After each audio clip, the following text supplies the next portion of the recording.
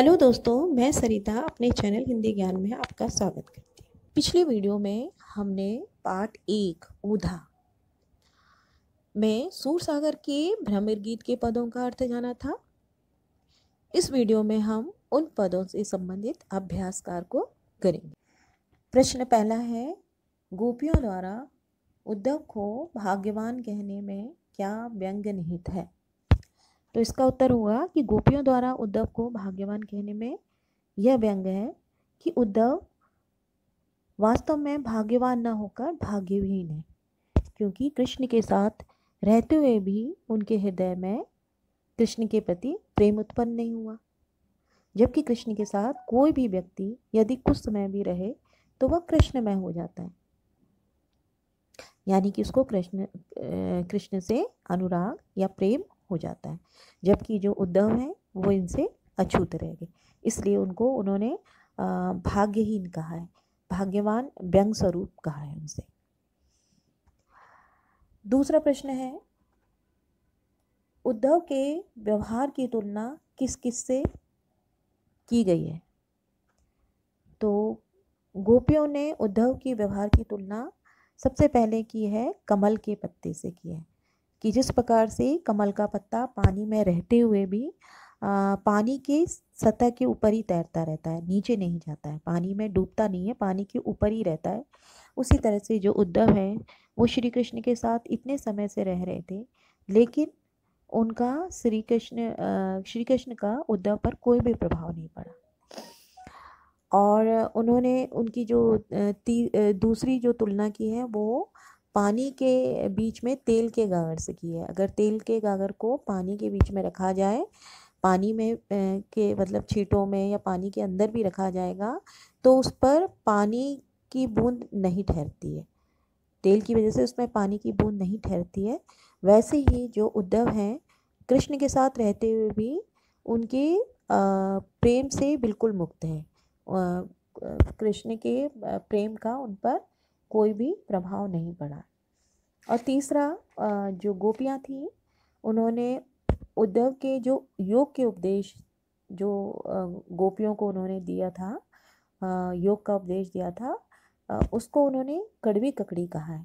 जिस प्रकार से कड़वी ककड़ी को खाया नहीं जा सकता, उसी प्रकार से गोपियों ने कहा है कि जो उद्धव के द्वारा जो योग का उपदेश उनको दिया जा रहा है वो उसको बिल्कुल भी अपना नहीं सकती है, उनसे अपनाया नहीं जा सकता। तीसरा है, गोपियों ने किन किन उदाहरणों के माध्यम से उद्धव को उल्हाने दिए। तो अभी इसमें जो भी हमने दूसरा प्रश्न का उत्तर जो लिखा था वही इसमें भी आएगा कि गोपियों ने उनको पहले तो कमल के पत्ते कहा है, फिर तेल की गगरी कहा है, फिर और प्रेम की नदी का उदाहरण दिया है कि जैसे प्रेम की नदी में रहने के बाद भी उन्होंने नदी में पाँव डुबाकर भी उद्धव श्री कृष्ण के प्रेम रूपी नदी में उनके पैर डूबने के बाद भी उन पर श्री कृष्ण का कोई प्रभाव नहीं पड़ा है, यानी उनके से जो श्री कृष्ण है उनके पास रहते हुए भी वो श्री कृष्ण के प्रेम से हमेशा पूरी तरह से मुक्त हैं। इसका उत्तर ये होगा। फिर है चौथा जो प्रश्न है वो है, उद्धव द्वारा दिए गए योग के संदेश ने गोपियों की विराग्नि में घी का काम कैसे किया? उद्धव ने उन्हें जो योग का संदेश दिया था उसने विराग्नि का काम कैसे किया? और उन्होंने इसलिए कहा कि जो गोपियाँ जो थी वो क्या कृष्ण की प्रतीक्षा कर रही थी, वो सोच रही थी कि कृष्ण वापस आएंगे।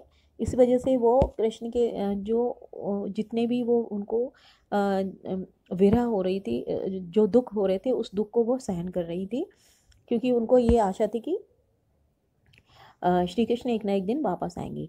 लेकिन जब उद्धव वहाँ आकर उन्हें योग की शिक्षा देने लगे, योग का ज्ञान की शिक्षा देने लगे ताकि उनका जो विरह दूर हो सके, तब उनकी इस उपदेश ने उनकी जो विरह की अग्नि को और अधिक भड़का दिया, क्योंकि अब उन्हें यह उम्मीद हो गई थी कि अब कृष्ण नहीं आएंगे। इससे वो बहुत अधिक व्याकुल हो गई। प्रश्न 5वां है, मर्याद न लही के माध्यम से कौन सी मर्यादा में न रहने की बात कही जा रही है? तो इसका उत्तर होगा कि मर्याद न लही के माध्यम से प्रेम की मर्यादा में न रहने की बात कही जा रही है।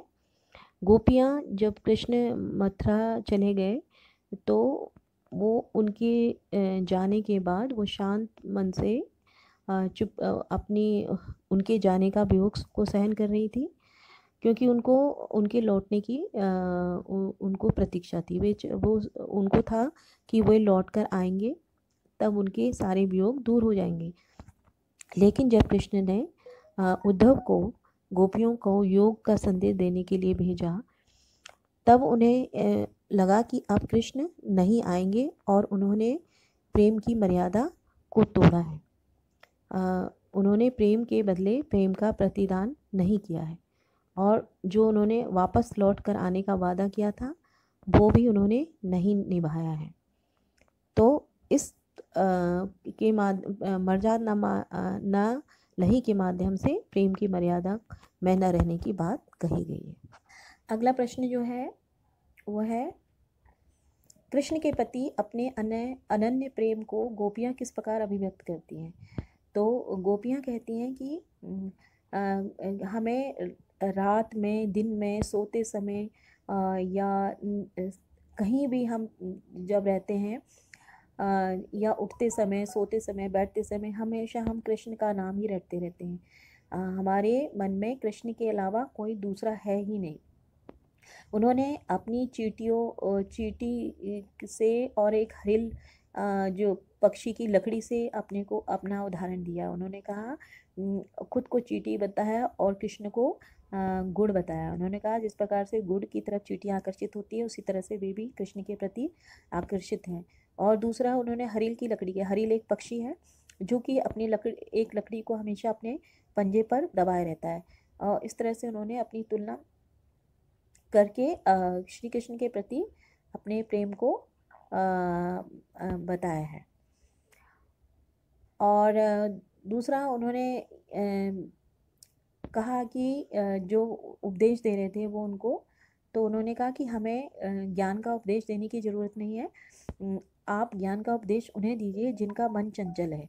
हमारा मन तो कृष्णमय है, हम इसलिए हमें ज्ञान का उपदेश नहीं देने की ज़रूरत नहीं। इस तरह से उन्होंने अपने मन में जो प्रेम की अभिव्यक्ति की है।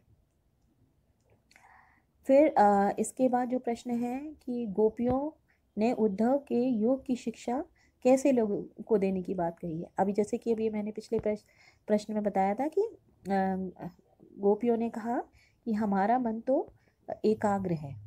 एकाग्र से मतलब कि हम सिर्फ कृष्ण के बारे में ही सोचते हैं, उन्हीं में हमारा मन लगा रहता है। आप अपनी योग की शिक्षा तो उन्हें दीजिए जिनका मन भटकता रहता है, इधर उधर भटकता रहता है, उन्हें आप अपनी योग की शिक्षा दीजिए, क्योंकि हमारा मन और इंद्रियां तो कृष्ण के में ही एकाग्रित हैं, और इसलिए हमें योग का उपदेश देने की ज़रूरत नहीं है। आप उन लोगों को दीजिए जिनका मन चंचल है। प्रश्न 8 में है, प्रस्तुत पदों के आधार पर गोपियों ने योग साधना के प्रति दृष्टिकोण स्पष्ट करें। जो ऊपर जो पद दी है इसके आधार पर हमें बताना है, जो अभी हमने पढ़े थे कि योग साधना के प्रति गोपियाँ क्या सोचती हैं। तो आप इसमें ये बता सकते हैं कि गोपियाँ योग साधन को नीरस समझती थी और व्यर्थ की बात समझती थी। गोपियों का सोचना था कि जो योग है वो कड़वी ककड़ी के समान है, जिसको निगलना बड़ा मुश्किल है। और इसके अलावा वो सोचते थे कि योग एक ऐसा रोग है जिसे हमने कभी देखा भी नहीं है और सुना भी नहीं है, और योग की शिक्षा ऐसे लोगों को देनी चाहिए जिनका मन चंचल है, जिनकी इंद्रियां उनके बस में नहीं है, और जिनका मन इधर उधर भटकता रहता है। और प्रश्न 9 जो है उसमें है, गोपियों के अनुसार राजा का धर्म क्या होना चाहिए। तो इसका उत्तर आप दे सकते हैं कि गोपियों के अनुसार राजा का धर्म होता है कि राजा अपनी प्रजा को अन्याय से बचाता है, उस पर उसकी हित में कार्य करता है और उसे दुख नहीं देता है। और प्रश्न 10वां है, गोपियों को कृष्ण में ऐसे कौन से परिवर्तन दिखाई देते हैं जिसके कारण उनका मन वापस पा लेने की बात कहती हैं। गोपियों को लगता है कि कृष्ण द्वारका जाकर राजनीति में विद्वान हो गए और वो उनके अनुसार वो सोचती हैं कि कृष्ण तो पहले से ही चतुर थे, अब उन्होंने ऐसे भारी भारी जो ग्रंथ पढ़ लिए हैं इससे और अधिक चतुर हो गए। अब उनके मन में छल कपट आ गया है। तभी तो उन्होंने योग की शिक्षा देने के लिए उद्धव को भेज दिया है, जबकि उन्होंने वापस आने का वादा किया था। और कृष्ण के इस तरह का जो उन्होंने कृष्ण ने उद्धव को भेजा था इस काम से उनका मन आहत हो गया, उन्हें दुख हुआ। और इन्हीं परिवर्तनों को देखकर जो गोपियां हैं वो चाहती थी कि कृष्ण उनका मन उन्हें वापस दे दें। प्रश्न 11 है, गोपियों ने अपने वाक् चातुर्य के आधार पर उद्धव को परास्त कर दिया, उनके वाक्य चातुर्य की विशेषताएं बताइए। तो इसमें हमें गोपियां जो थी बोलने में बहुत अधिक निपुण थी, तो उन्होंने अपने इस वाक् चातुर्य माने बोलने की कला से उद्धव को परास्त कर दिया था। तो उसकी पहली विशेषता यह है कि उनमें जो है तर्क करने की जो क्षमता थी वो बहुत अच्छी थी। अपने तर्कों से उन्होंने जो उद्धव थे उन्हें निरुत्तर कर दिया था। दूसरे, वो व्यंग करने की कला में बहुत निपुण थी।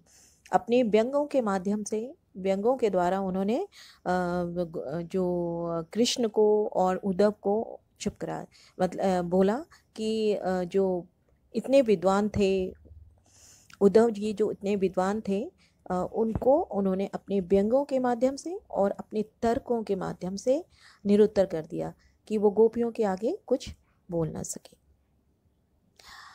अब है प्रश्न 12। जो प्रश्न 12 है उसमें है कि संकलित पदों को ध्यान में रखते हुए सूर के भ्रमर गीत की मुख्य विशेषता बतलाइए।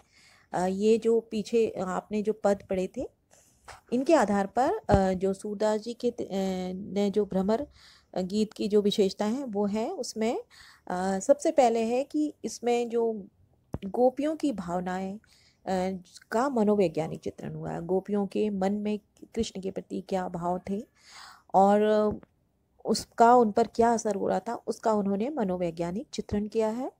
दूसरा, इस ये जो पद हैं, इन पदों में ब्रज भाषा का प्रयोग किया गया है।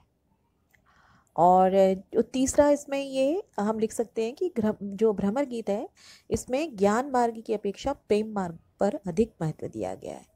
जो उद्धव थे वो ज्ञान मार्गी थे, वो गोपियों को ज्ञान की शिक्षा देने आए, लेकिन गोपियों ने अपने प्रेम जो कृष्ण के प्रति जो अपना प्रेम था वो उसके आधार पर ज्ञान मार्ग को फेल कर दिया।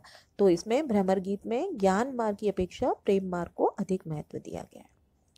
और चौथा इसमें ये है कि ये भ्रमर गीत में व्यंग की बहुत प्रधानता है, मतलब इसमें व्यंगपूर्ण वाक्य जो काव्य है वो उसका प्रयोग अधिक किया गया।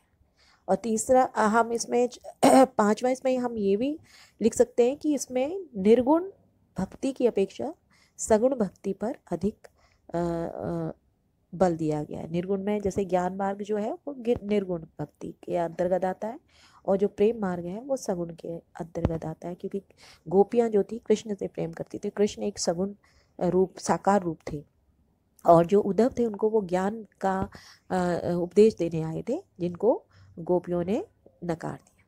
तो ये इसकी विशेषताएं हैं।